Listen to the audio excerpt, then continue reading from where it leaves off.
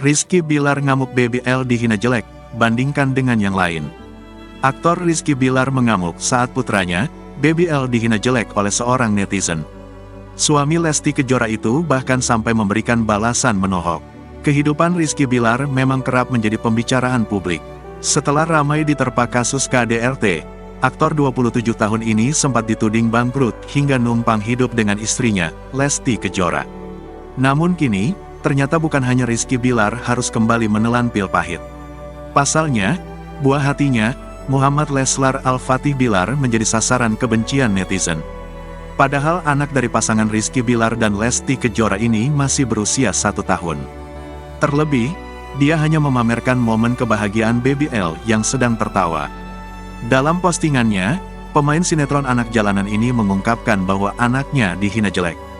Tak elak, ucapan netizen tersebut membuat Rizky Bilar ngamuk. Ayah Baby L ini kemudian menanggapi hinaan netizen. Dia mengaku miris dengan tingkah netizen yang nekat mencaci maki bayi. Selanjutnya, dia membandingkan perlakuan orang di luar negeri dengan di Indonesia soal anak kecil.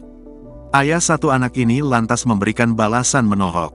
Bahkan, dia sampai mengeluarkan kata makian kasar saat menanggapi hinaan terhadap Baby L.